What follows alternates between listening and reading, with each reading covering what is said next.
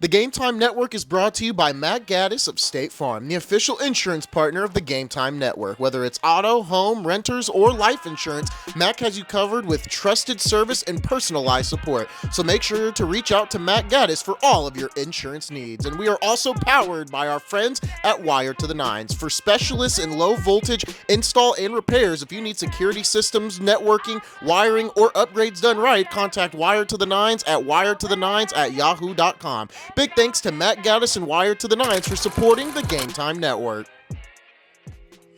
Man, I'm not going to say we're back, but man, oh man. Let me grab it real quick. NASCAR might be back. Hello, everyone, and welcome to Game Time After Hours. We've got a special episode for you guys today, a NASCAR edition of Game Time After. Whoa, yes. Not only are we going to cover the NBA with Game Time After Hours, we're also going to be covering NASCAR for basically the whole season. As you guys have known, if you watch the Game Time after the Game Time live episodes, I was bringing up NASCAR a little bit and them changing their point system. They're going back to the old chase format from 2004 to about 2013, 2014, I think. And I've been a long-time NASCAR fan. I've got my Jimmy Johnson stuff sitting behind my computer. I probably should have moved it over here for the sake of the video, but it is awesome to be talking NASCAR with you guys on the channel. You know, I'm not expecting this video to do well at the start. Obviously we'll have to get some of that NASCAR audience here, and the clips will help with that as well. But man, what a first race, what a Daytona 500. We are going to go ahead and we are going to get into that and talk about it a little bit. We're going to talk about the point standings because I think it's going to be a really interesting next 2 weeks with the schedule. I kind of like the schedule. It kind of throws a wrench in the first 3 races, and we're going to see the standings fluctuate a little bit once we get to those normal intermediates and normal ovals. But, you've got Daytona, obviously, then we've got Atlanta, then we've got COTA, I'm pretty sure. So, super speedway, then road course. I think the only issue I had with the Daytona 500, I thought the commercials weren't that bad. I think Fox was okay.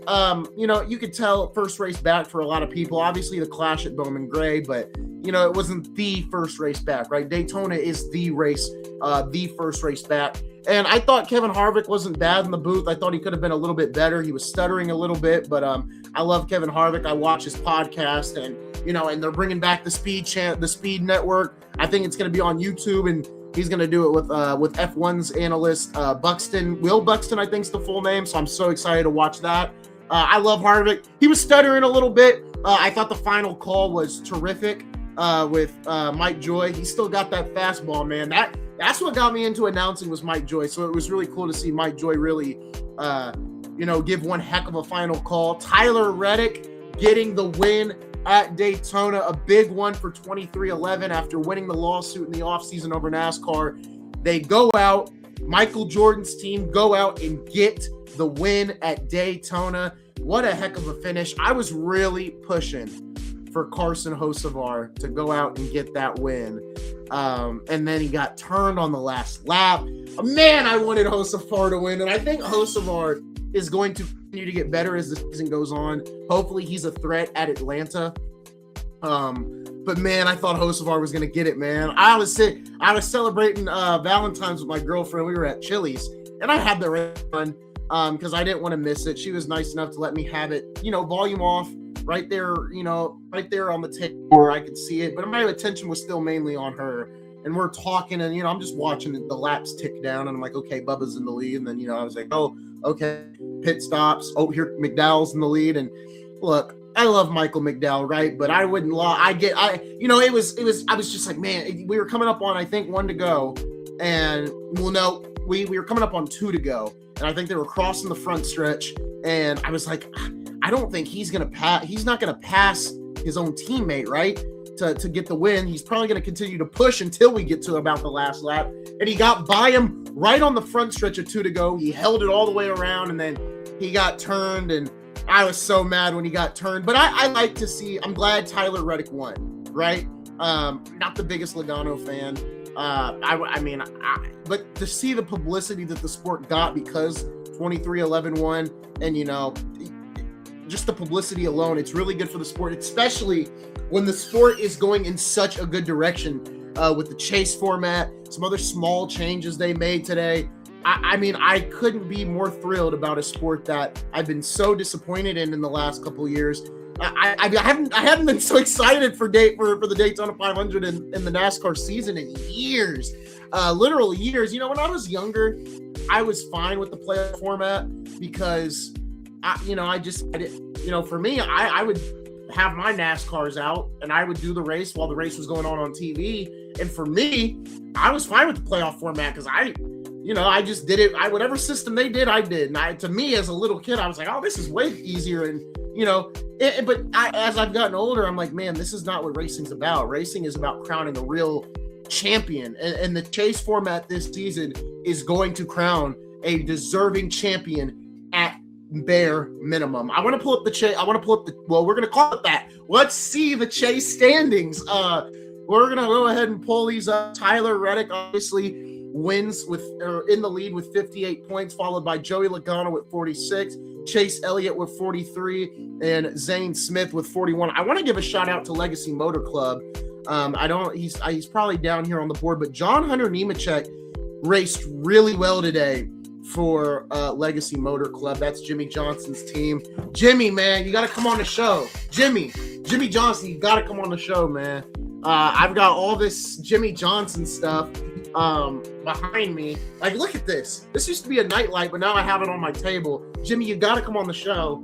If I get Jimmy Johnson on the show, I'm going to have to at least have him for at least an hour and, ask question after question. And I may fall out of this chair. I don't know. But a great run from him today. Very early on in the race, he was super strong. I was in and out, I think, for stage 2. So I don't know what happened to him. Probably there was a big crash at one point in stage 2, I'm pretty sure. And it took out a lot of the cars in that incident. But it's going to be really interesting next week at Atlanta and then the following week at COTA, because you're going to see guys like Connor Zilich and Shane Van Gisbergen really dominate, I think, at COTA, with some other guys mixed in there as well. But really, guys that we think are going to be championship contenders, right? And some of them are up here, right? Chase Elliott, Ryan Blaney, two guys that are going to benefit from the chase format. The two RFK drivers of Keselowski and Buescher, they'll benefit from probably the chase format. We're not going to see those guys be at the top of the standings yet. I think a lot of these guys that we think are going to compete for the championship, my pick this year is Christopher Bell. I don't think we're going to see them at the top of the standings until we get to the Las Vegases, the Michigans, the intermediates, the real oval tracks. I think we're not going to see them at the top of the standings until we get to that point where things are really going to shake out, or we're really going to know who's competing for the Cup Series championship once we get a couple ovals under our belt and things start to get a little normal. Obviously, NASCAR's made it. I love that they've added more road courses and other different types of tracks. And it's going to make things interesting, right? This is a big chance for this super speedway at Atlanta. It'll shake things up once again when it comes to the points next week. And then when we get to COTA, I mean, man, Shane Van Gisbergen and Connor Zilich. Those are the two names I'm going to keep an eye out on. Take your pick. I think either of those two are going to win the race. And I would have never thought Tyler Reddick was going to win this race. I didn't know who was going to win this race, and I have no idea who's going to win next week's race. But I will give a prediction. I think next week, man, I am going to go with Carson Hocevar because, man, he had me so excited. I thought he was going to get the win tonight, and he just came up short. He got spinned out. So give me Carson Hocevar to win at Atlanta next week. I'm just throwing a name out there. When we get to COTA, though, Zilich or Van Gisbergen, one of the two. And then when we go to Vegas, I think Vegas is next on the schedule after COTA. Christopher Bell, maybe Logano, maybe Kyle Larson. Those are probably the three names that come off the top of my head. But, man, I am really excited for this NASCAR season. I love that the chase format is back. We're going to have a real champion, folks, come the end of the year, and I am so excited to talk more NASCAR with you. I want to make this a weekly thing. We'll obviously probably have an NBA video as well, talking about the NBA. Didn't watch the All-Star night, didn't care for it. Heard it was good, though, so maybe I did miss out on something good. I won't talk about it on here because this is obviously a NASCAR piece, but they played hard this year because of the new format. may not be the same next year. We will have to see. But folks, that is going to do it. Let me know what you thought of the Daytona 500 in the comments below. That's going to do it for this episode of Game Time After Hours. I'll see you guys soon.